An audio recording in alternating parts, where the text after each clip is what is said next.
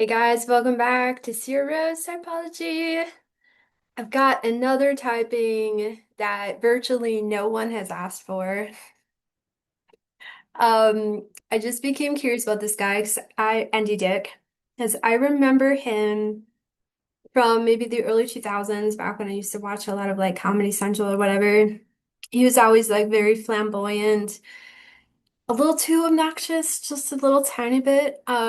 But I saw this really funny clip from Seth Green talking about that time frame, Andy Dick being drunk, being obnoxious, and getting punched out by Marilyn Manson, which I thought was very funny. And of course, I wanted to type this guy.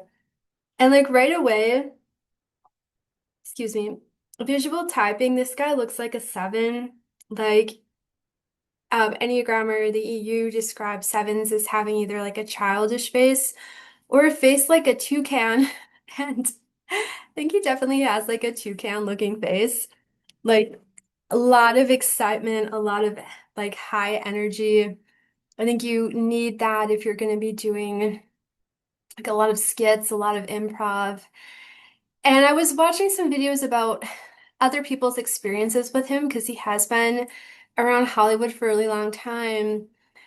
And the thing is the people were saying, like, the consensus seemed to be that sober Andy isn't that bad. He can be even sweet. But like drunk Andy is like off the hook, obnoxious. He's very molesty. He's getting in people's spaces. He is now currently a registered sex offender.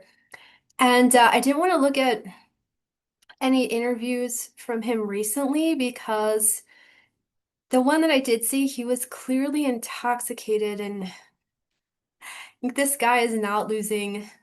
I mean, he is not winning the battle against his addiction, but yeah, so we'll look back at some older stuff to get a slightly more organic feel of what's going on with him typology wise. Uh, yeah, so we'll just take a little quick look at his background. I had some stuff in here was funny. Because he's just like, he's got that seven thing. It's like in a lower health state where it's like, it's just too much. Like, there's no chill. And also in cognitive type, he would probably be an NETI, pretty stereotypical, like ENTP in Myers-Briggs. Okay, so he started out in stand-up, got on some TV shows. And also became known for his eccentric behavior, problems with drug addiction, allegations of sexual misconduct, and arrest. Many arrests. He said that he tried to deal with his drug and alcohol use disorder for years, and by 2016, he said he had undergone drug rehab programs 20 times. So that kind of speaks to the this phenomenon that can arise with like low health sevens where like there's this unchecked excess. And I think that's probably fueled by frustration, probably in his case. So yeah, as of 2018, he is a registered sex offender. I was thinking maybe he has some anxiety like that other guy, what's his face, that's been getting really handsy with his coworkers and blamed it on anxiety. Um, Yeah, so he always was theatrical in high school. He used his surname as a joke. And like, what else are you gonna do with a name like that? Like, you just gotta play it up. And homemade superhero costume presented himself at school as Super Dick. Yeah, and I think you could make a case that that's kind of become his persona too. So, I mean, he was pretty active in the 90s. He had a working career. I'm assuming now, because of the extreme substance abuse issues, I don't think he's working very steadily anymore. But I mean, at one point he was. At one point he was pretty successful. And yeah, okay. Right. So that's pretty much all the interesting stuff. Just it's a list of his many, many escapades and being gross and molesty and drunk and yeah. So this guy definitely has yet to face his demons. And I guess there's always hope. In 2005, he dropped his pants and exposed his genitals to an audience at the Yuck Yuck Yuck Yuck Indeed Comedy Club, ushered off stage. He groped Pamela Anderson during her 2005 Comedy Central roast. Yikes. And then the funny part is he also tried to grope Courtney Love, and of course she slapped him. I tried to find footage of that, and I didn't, because I think that would be really funny, but as of yet, it doesn't appear that there's any shorts capturing that action. So yeah, he has a long history of just like being too much, crossing lines, and gets probably because, wow, he's generally just always under the influence of something. In 2006, shouted at the Improv in Los Angeles, "You're all a bunch of the N-word." Okay. Yeah, so I'm not really sure if this guy's tri-type. I'm kind of just jumping right into this because why not? But I am pretty sure of Seven Wing Six and probably also SpSo. So again, like he's just always getting into trouble, exposing himself. Gosh, oh my gosh, it just goes on and on. Okay. In 2022, he alleged she was mugged in Las Vegas, sorry, and was severely injured. And maybe that's a little bit of karma, you know? Oh wow. So yeah, I mean, this guy, it sounds like he might end up dead in a gutter if he doesn't get his shit together. I hope he does, because you don't ever want to see anyone suffer like this, and it's kind of sad. Okay. So, I mean, I guess he had some beef with, what is this, John Lovitz? Probably, yeah, John Lovitz. In 2007, Andy Dick approached him at a restaurant and said, "I put the Phil Hartman hex on you. You're next to die." Okay. And then he fought with him at the Laugh Factory. Okay. Lovitz demanded an apology from Dick, who refused, and accused Lovitz of blaming him for Hartman's death. Lovitz then grabbed Dick by his shirt and slammed him backward into the bar, after which the doorman separated them. And yeah, it's kind of anecdotal, but probably like seven and eights, the 7 and 8 space, you're not gonna get an apology out of them, or it's just not as likely. And this is his Instagram account. I was just kind of looking at, and I'm pretty sure it really is his because it seems like there's some like private videos and he's got a decent amount of followers, I suppose. At this point, you'd say he's probably like a D-list celebrity. Maybe people are a little older, like myself, might remember him from when he was a little bit more culturally relevant. Yeah, and he kind of just dropped that with no explanation. Maybe he was just, I'm sure he was feeling sad. He probably knew him personally.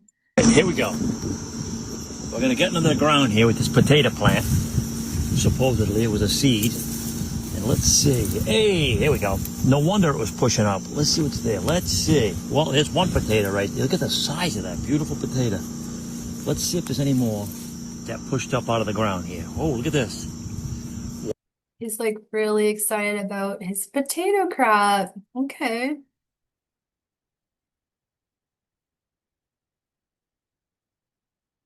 Okay. Little blast from the past. It's a turtle. You need to get out of the street.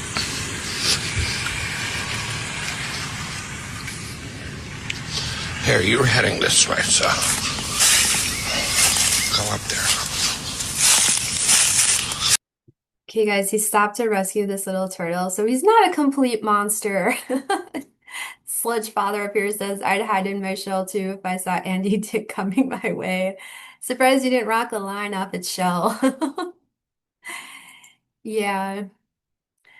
But yeah, the like the tone, the theme I was getting from his Instagram is kind of like this SpSo. It's just little snapshots of his life. Him out in nature. Maybe he's not fixed. Maybe he's more chill when he's not drunk and acting like a lunatic. The lunatic maniac sex offender. Yeah, to me, this is such like a seven wing six NETI face. Actually, one of my best friends in real life is an NETI, SPSO, seven wing six, and she does stuff like this. So she makes these cute, funny little faces all the time. She's not a maniac. She's not a sex offender. She's the lighter side of a seven wing six, thankfully, for everyone involved. And he's just out here like, fishing with a buddy. Yeah, it's hard to get anything but SPSO from this.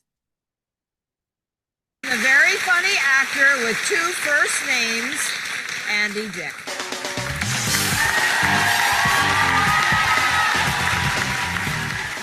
That was a gracious take. Two first names. Nose creature. You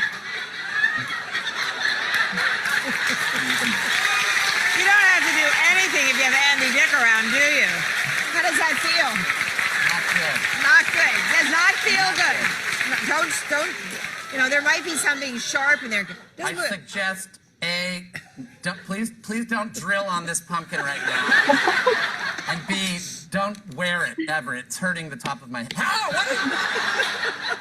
Miss Stewart, Just move your head a little. It wobbles. It's so cute. I am missed. I'm a bobblehead. Yeah, bobble. That's perfect. See, only Andy Dick would do this.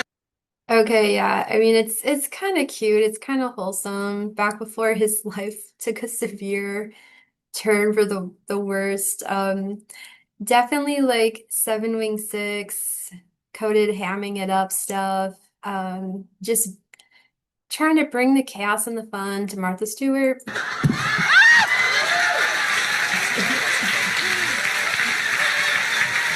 was getting claustrophobic. Okay.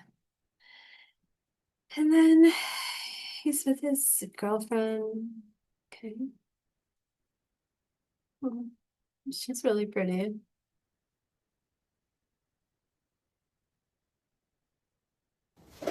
It's my dinner tonight. Homemade. It's corn tortilla with some cheese inside. Wait, inside? No. There's no inside. I wonder if he was drunk here. I don't know. But then like why is he why is he posting this on his Instagram? I don't know. I don't know. Elon said, I am a chosen one. I wonder if he's like talking about palm reading. I can't remember what these lines are. Maybe one's like the lifeline or something. Um, but yeah, that seems like a kind of 70 joke to make. And I'm assuming it's like, read my palm type of thing. That's what I would assume. That's what I would do.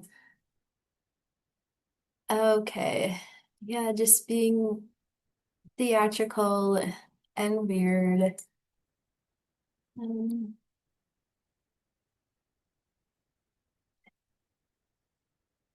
yeah, it's just like a lot of like SPSO stuff. Like he's just hanging out with his buddies. He's showing his dinner. Yeah, rescuing a turtle. Oh my gosh, he posted again. Yeah, he probably was drunk. Okay. Yeah, like that's obviously older snapshots from his life, his cat. Okay, it's probably enough of that. But I did want to share I saw like a shorter clip of this. We won't watch the whole thing, but I thought The story was kind of funny for context. What was I mean, it? this could be anytime, anywhere. That's the worst But part when about was Andy. it and why? It's about 2003. It was, God, where were we? We're at some, is that right? It's 2003? 2003. I could see it now. Ja Rule is on the charts. This is one of the craziest Seth Green stories ever told. A night in New York with Macaulay Culkin, Marilyn Manson, and Andy Dick ends Sorry, I didn't know there was going to be a voiceover. It's so throat punch annoying. nobody saw coming. Sounds about right. Yeah, so Mac and I were making Yes. that movie Party Monster. We were in New York going out quite a bit. And Manson was in the movie too. So we all traded numbers and then eventually all went out one night. And you know Andy, we're like walking down the street to go into this club. And Andy is like putting on a show. And he just screams the second he sees me, Seth, Rick James is dead. And I go, oh, fuck, I didn't know him, Andy. Did you know him? And he's like, kinda. And I was like, hey, man, we're going to go in the club. And he was like, me too. And I was like, fuck, we got to get inside. And then we get inside and we're like seated. And Mac is there and Manson is next to him. And Andy gets in there and it's just that Andy comes and sits down and Manson just makes meaningful eye contact with me. And I just pull my hat down. I was drinking tequila at that time. I just drank this tequila. I was like, this is a great beat. I'm just gonna listen to this. I'm just gonna dance in this vibe.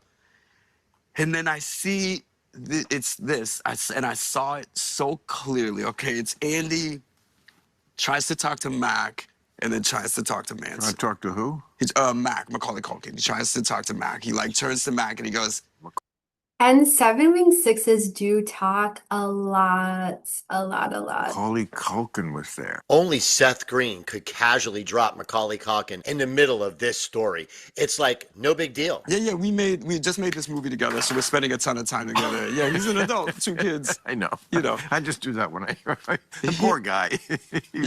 How many years does it have to be before people stop doing it's like the thing from Scream. I know, but two things. He's not poor, so you don't have to worry about it. And B, every third quarter, he cleans up, so you don't have to worry. Like, you might as well call. He goes like this. And Mac just goes like this. Just literally like that. He says something to somebody else. What was he saying? Who the fuck knows, man? I was dancing. I couldn't hear anything. And then he goes like this. And he turns to Manson and he goes, and I swear to you, Manson goes like this. Just hits him right in the fucking throat. And Andy just like sort of takes that hit and just like has a funny... Do we imagine... Well, Andy was, I think, there's that old thing, gay when drunk, or in Andy's case, gay when on crack. Or maybe, I don't know. But what could Andy have said? I don't know. He said all kinds of inflammatory shit. I know, but like, to he was make one of the someone most provocative people I ever met. But so personally offended that they hauled off and clocked you in the face. Yeah, I'd love to say that Manson wasn't quick to punch people. He was? Translation, Marilyn Manson had hands and a very short fuse. Yeah, of course. I didn't know. Oh, well, if you're like too close to him, he's definitely going to push you. Really? Yeah. I was not close to him. I mean, I used to see him. He did Politically Incorrect once, and I got... So that's pretty much it. But like, this is how other people have experienced Andy Dick, is just being a lot. Like, you see him coming and you're like, oh my God. And this clip is kind of like, this is from way back in 2007 when I'm assuming his substance abuse issues were really taking hold. And he was just being like wildly inappropriate. Andy, please don't. It's Ivanka Trump getting groped on late night TV. The long forgotten incident happened during a live broadcast of the Jimmy Kimmel Show in 2007. It shows the future first daughter getting hassled by comedian Andy Dick. Andy, you promised you would behave yourself. I know. Andy Dick rubs Ivanka's leg, something that seems inconceivable in these days of the Me Too movement. And he just doesn't stop. So this is like low health 7, like like very low impulse control, we'll just say. He even propositions her. I need a sugar mama. Kimmel tries to bring order to the situation. Donald Trump will kill both of us. But when Andy Dick grabs Ivanka again, All right, that's all. it's time to go. And it also, to me, I've seen this low health behavior from sevens too. It's like this frustrated idealism of almost like they're demanding your attention, they're just demanding in general. And like he was going to get a rise out of her. He wasn't respecting her boundaries. Whatever his motivation for doing that was, it was just coming through as like just generally just being way too much and, obviously being disrespectful. Kimmel drags him off the set with the help of security. The footage emerged following Dick's recent arrest for allegedly groping a stranger on a sidewalk in Los Angeles. Back in 2007, Ivanka, who was not married to Jared Kushner at the time, laughed off the creepy incident. Okay, I apologize for that. I'm sorry. I think, you know what I think it was? I think he was really drunk. He was puffy back then. Yeah. And I mean, he probably was drunk. And I just started this clip from him being on the Ellen Show in 2004, and he does talk about having social anxiety. So maybe it was like this thing where he was self-medicating himself to feel less anxious, but obviously it's dulling his inhibitions in a way that is not working out well for him. Our next guest is a very funny guy who stars on the ABC sitcom Less Than Perfect. Take a look, won't you? Please welcome Andy Dick!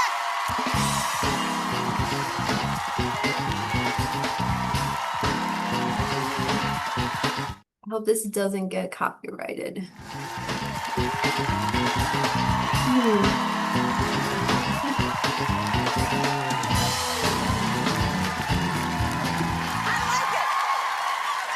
I wish everybody would dance out. Me too. I mean, seriously, that makes the interview, everyone should start by dancing. I wanted to continue the dancing, but I want more talkie-talkie with you. I'm really Of course he wants more talkie-talkie. nervous to be with you. Why are you nervous? We know each other. Because she's terrifying. Right, we do. No, I said that. You don't have to copy what I'm saying. You had a Christmas party Yes. on Saturday. How was that? I had a Christmas party on Saturday. Did you have a real good, merry old time? Without me? I didn't have a Christmas party. Oh, you mean the show? Yeah. Oh my gosh, she was doing the Ellen thing to Ellen. Like when Ellen was being super rude to Dakota Johnson.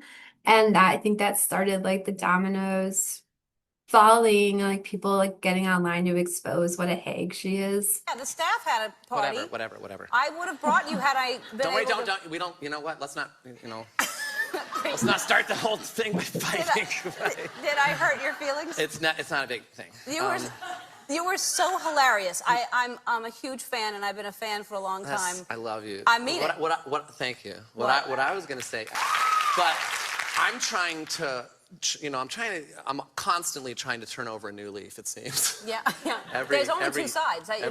Because he's a 7. Yeah. And I'm flip-flopping all the time, like a maple leaf in a tornado. So you like that? Crazy. I know. That was kind of, ooh, look at So, that. There she goes again. Yeah. I mean, you can see like 7 wing 6, the 6-7 space. It's very like, oh, like I'm all over the place. I'm flip-flopping all over the place.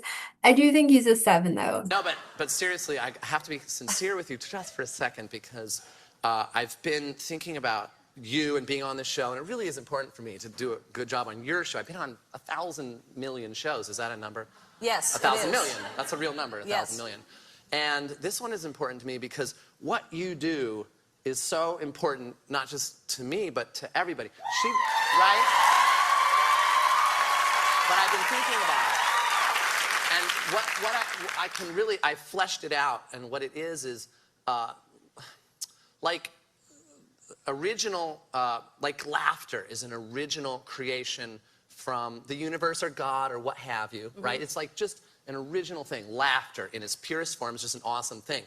It has been perverted, man perverts things, and there are different forms and layers, and this is all, This is kind of like some 9 wing 1. I was just kind of thinking, I was assuming probably 9 fixed. See, Nine Wing One or Nine Wing Eight, and Nine Wing, like he's doing a little bit of this like Nine Wing One, like philosopher of the universe thing, where he's, talking about laughter in this almost like it's not almost, it's like this very spiritual way, and he's endorsing what Ellen was doing back then is like very important for society. I like trying to be funny here. I've been thinking about this. There are different. And then also being 9-wing-1 fixed would give that added frustration influence from the one wing. And also more frustration, more potentially like divorced from reality and escaping reality or just amping up reality through intoxication, really. Different types of laughter, and there's the kind of laughter that kind of makes you cringe. I guess that's what I've been doing for a couple of years now. You know what I mean? And then there's A little bit of self-deprecation from the 6-wing. the kind of laughter that opens your heart. Do you know what I'm saying? And that, I mean, Okay, so maybe there's like a 3-wing 2 fix going on because there is like I am bringing this gift of validation to Ellen. I'm propping her up to show how like valuable her contribution is in like the comedy sphere. no, but That's sweet. I aspire to be more like you. I just kind of have screwed myself. No, you have not. But I have. Like, I have this thing where, like, from the age of 25 to 35, I call it the lost year. You see those wild like toggles. See, that's like high PE, extroverted perceiving in CT, like the CT voltology functions. So like he has a lot of those. I'm just kind of dipping into CT for a little bit. A lot. He's got like the kind of like the lanky, what were we calling it? Gangly. Sorry, gangly body. He's just kind of like all over the place, like one of those things outside of gas stations are just blowing in the wind. That's very any, very ungrounded. Lots of like toggles. I do a lot of toggles too. Lots of like casual hands. So it's all very PE, and I think, there is a lot of overlap between Enneagram and cognitive type where so a lot of like 7-ish themes with NE, especially with NETIs. And I think I kind of made this observation that 7-wing 6 as a core is more common in NETIs because TI, like bolstering like core NE, TI is generally less super ego versus like, so you have TI and FI, they're both introverted judging functions, but FI is very like value oriented and biotic. It's definitely more geared towards recognizing and embracing like sanctity in a way that TI is more ambivalent about. So you see a lot more of like NEFIs that are 6s, especially 6-wing 7s versus NETIs, which may veer a little bit more towards core 7 territory. Like Jim Carrey is another good example of an NETI that is a 7-wing 6. Where, I was just every other weekend on some show dropping my pants. Okay, so with that said, I'm going to drop my girls right now. Can I get a walk? They want it, see? And then that's what happens. Yeah. It feeds them, and They then they're were like encouraged. wild wolves. I know. So yeah, just always like taking it too far. And I think that it's veering more into like 7 versus 6 as like, in core head type territory where 6 is an attachment type. It also is super ego. So there's more of an awareness of, by virtue of being attachment, your impact and how you might negatively affect people, and also like second guessing yourself. Like 6-wing 7s can be a lot, but there's always an awareness of like, am I being too much? Did I, maybe hurt someone's feelings? Like, and 7s aren't they're just not going to be as restrained. No, they were encouraging the open heart kind of laughing, and then you're going to drop your pants. Yes! And then it's in the paper tomorrow. What an Yeah. Yeah. See? Because you dropped your pants? Because I dropped my drawers. No, you're hilarious, and I agree with you, and I think some laughter does make you're laughing and you feel bad that you're laughing at somebody else's expense, and I don't think that's a good thing. Which I don't. I really try not to do. Even Right. back on the Ben Stiller show when they would ask me to play, you know, a character, make fun of somebody, I just said no. Yeah. I don't want to do that because when people make fun of me, I know likey. No, nobody likes to be made fun of. It's a hard thing. Now, but it's probably you're becoming so introspective because you're getting I don't know, it can be funny. a big birthday this year. I'm so old. And you're not worried about it, though, that you said. I'm going to be 39 on December That's great. 23rd. Okay, so I guess he's 39 there, and you know, he still looks pretty good for his age, which I think a lot of 7, 9 stems tend to age slower for whatever reason. Maybe it's because psychologically, like, we're embracing this like childlike and excitement and enthusiasm for life. Actually, it's a weird year. No, I guess I don't. When's your birthday? December what? December 21st, which is interesting because I'm going to be 39. I'm a little bit into numerology. So 12, 21, 1965. 12, 1, 2 adds up. No, I'll just do it for you right now. I need a pen. I got it for you. I thought I had to add something. 1, 2 is 3. 2, 1 is 3. 1, 9, 6, 5 adds up to something that when you get it down is 3. And 39 adds up. Like, a lot of this is like PE casual hands, but I've noticed a lot of 7s like doing like this kind of thing. Like, I think it's part of the theatricality. 3, because you add 9 and 3, and that's 12, and then you add those together, and it's 3. So it's like 3, 3, 3, 3, 3, 3, 3. Right. And like mentally here, he's just like high buzzing, high mental activity. He's like doing rapid calculations. Like, he's probably already done this before, like, but I mean, it does speak to core head type. Right. I don't really know how what that weird is means, this? actually. How It's weird one of my lucky numbers. How weird is this? We have to go to a commercial, and I think it's a 3-minute commercial. We'll be right back. We're back with Andy Dick from Less Than Perfect. And so you're going through the same thing that I'm going through. And if anyone has, it's boring to other people, but if you've gone through construction, what are you having done at your house? Oh, everything.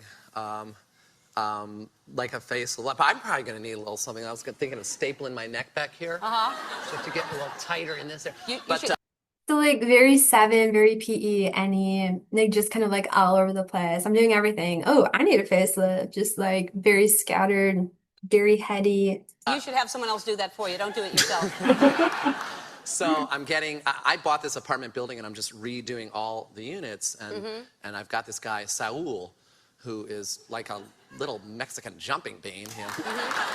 Not in a bad way. Yeah. You know, I love him so much. I took him out to dinner the other day. I really did. Him and all the workers. It's That's a it's mistake. a 5-star I wonder if he got him drunk and tried to grope him.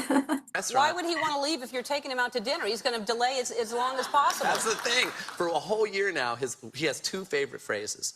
One of them is, 2 week. 2 week, get it done. 2 week. It's been a year. 2 week.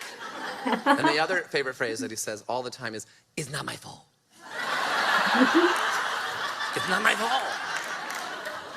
But there's a hole here that wasn't here just yesterday. It's not my fault. He loves it. Yeah, and you can't get... And I do think that's like a 7-ish theme. Like, he's taking everyday events and like it's like kind of like a positive reframing, which I know that's associated mostly with 9.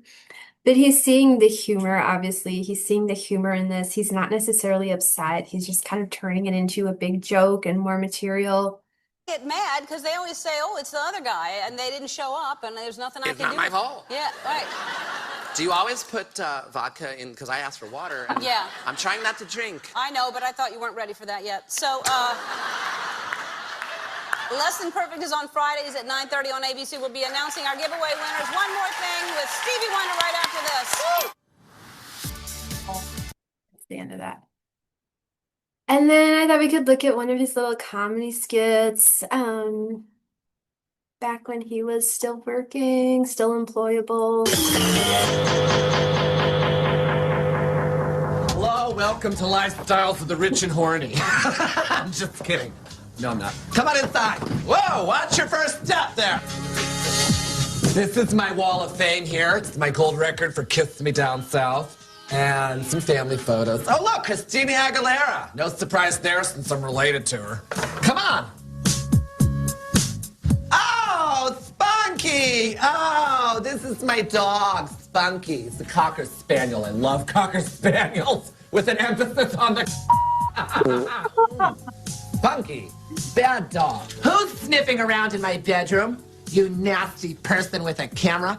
Anyways, this is my bed. Every boy in America wants to get between these sheets. I put a few extra pillows at the head because things do tend to be a little... I can move. Wait a minute, this is my diary. Who's reading it? Why was this on my bed? This is why I'm so messed up, because this is what I grew up on. Right in here. I'll give you one little hint. Farson Faley in a hot tub with sour cream. Delicious. Okay, this is my makeup table where I spend a good 2 or 3 hours every morning because I hate to burst your bubble, but a girl doesn't wake up looking like this.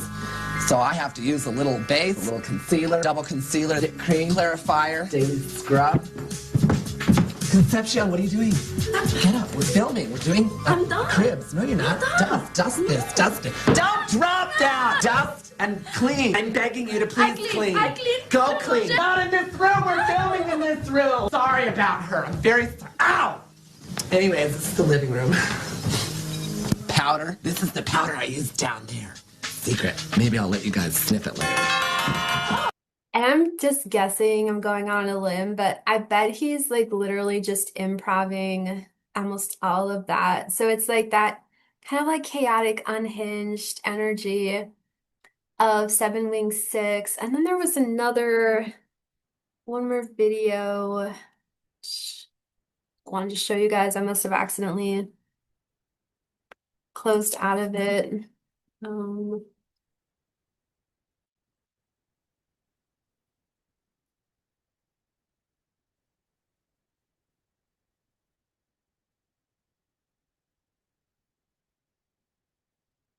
There were no kids on news radio, right? There were were there any Lifetime, were there like act there? No, they were all adults. Yes, all adults except Andy Dick.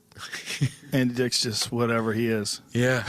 Have you Yeah, of course he's a perma child. He's 7 Wing 6. you had him on recently? Where is he? Yeah. I had him on once. I'm like, that's enough. Yeah.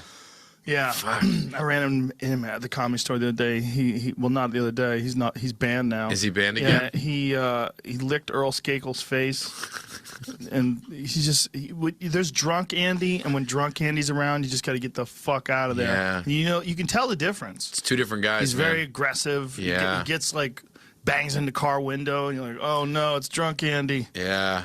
And sober Andy's a fucking sweetheart. Wonderful guy. And so funny, man. He's a hilarious guy. We did scenes together where we had to do the take 5, 6 times because I couldn't stay straight. I kept cracking. Well, you can't stay straight with Andy. Yeah. But he's so funny. But I did a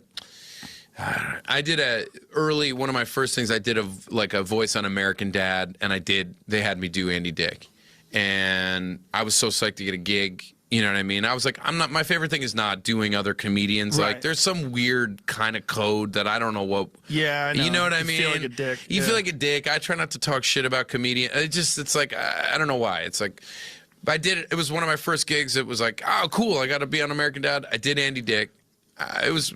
Looking back, I would not probably do it now where, you know. Did you do it over the top? I don't know. I just did Andy Dick. I don't know. I mean, isn't Andy kind of over the top as he, you know what I mean? Like, yeah. I did not mean, it was not been like, oh, I'm going to go fucking get Andy Dick. But anyway, when I saw him, since then I've seen him over the years and I like him. And I think when he's sober, he's like, you know, I saw your impression of me. And he's like, and he's kind of like, it's funny, you know? And then I've seen him drunk and he's like, so, you know, it's like a very different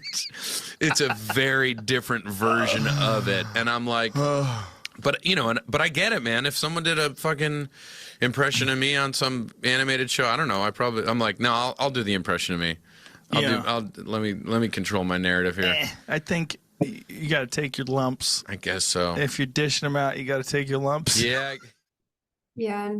So, like, from that and other things, I think we'll check out one more thing too. But you kind of get the impression that when Andy is sober, he's a little bit too much. He's a little bit obnoxious, you know, 7 Wing 6. But He's more sweet, he's more positive, he's more gracious, but it's like he's got this suppressed anger and negativity. And I do honestly think that he has a lot of positivity in his type, what I'm seeing now, but like with his like wanton behavior, going really hard on the substance abuse, it unleashes this probably suppressed anger, and probably like a lot of that frustration. He's got a lot of frustration in his type, but leads him to behave in ways that are very obviously inappropriate and illegal, gets him into trouble. Cool. Hello, freak bitches.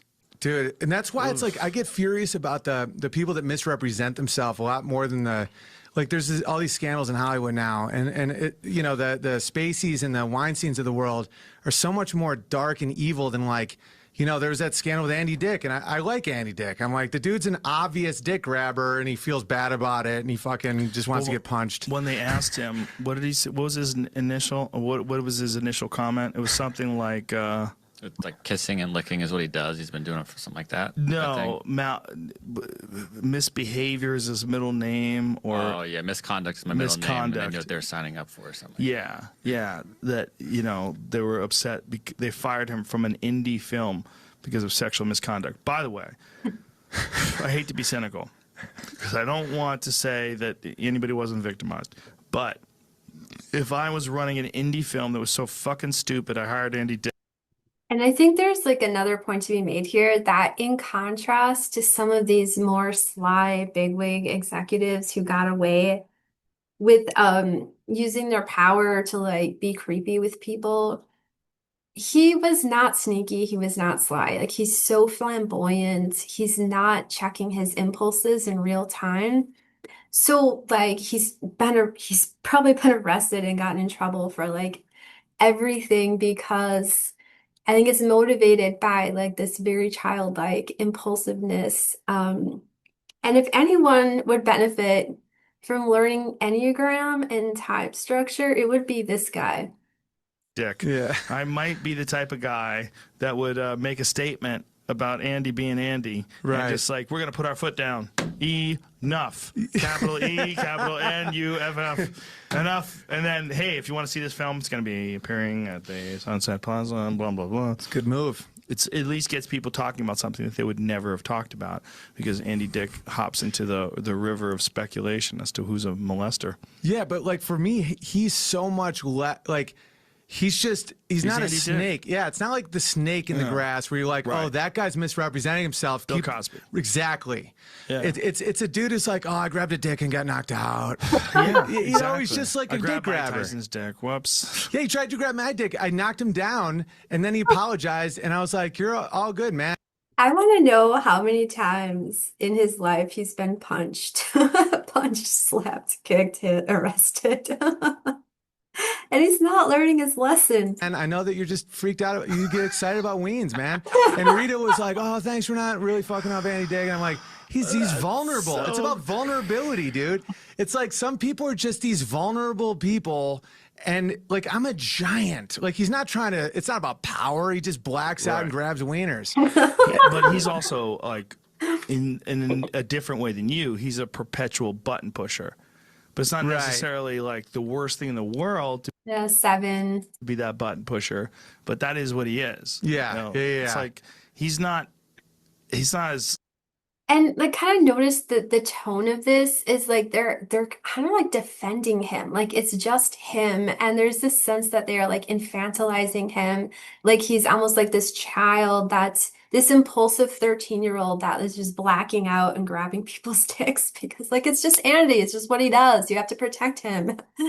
Competent with it as you. He doesn't navigate the waters Yeah, as I'm not well. grabbing dicks. Andy's like, you know, there's hills and valleys to like your interactions with people, and like there's certain hills where you just get way too crazy with it. Yeah. You know, and then you bring it down and then you try to figure out what's a good middle ground. Andy it's all spikes. It's all like bam. But he owns it. He owns bang, it. Hit the ground. And that's when I have a hard time judging people. Like the person I've always been is trying to not be judgmental. It's the snakes that I'm like, oh, you're telling Yeah. everyone about global warming in your private jet. Like, you can go fuck yourself. You know? And it's like, it's the same with like Yeah. Andy. I'm like, Andy has never acted like not a train wreck dick grabber. And like, when my friend died, the dude wrote me a fucking sweet email. Like, he's a sweet man. He just Yeah. blacks out, tries to grab wieners, gets sober, no more wiener grabs. And so when I see him getting pulled through the muck, I'm like, you can't associate him with these like power fucked up guys that are like, you want a part? Yeah. Watch me whack off on a ficus. Yeah, and I think that's fair, and I actually agree. And I kind of wonder if he has ever like publicly apologized for any of these antics, because I get the sense that like I bet when he does sober up, he probably does feel bad because I don't think he's a horrible person. I just think it's like the impulse control, like the Peter Pan syndrome that he's got because of his type. I'm not giving excuses, but I don't think he really necessarily means bad. He just gets drunk and takes it way too far. Okay, so he apologized for using racial slurs. Yeah, and that might have been like PR stuff too. But anyways, I feel pretty comfortable calling it, and I'm gonna go with like three wing two secondary for him just because he is really assertive. Like I feel like the nine wing one is there, but it's more of like a subtle flavor. This guy's definitely double assertive. He's definitely like putting himself out there violently.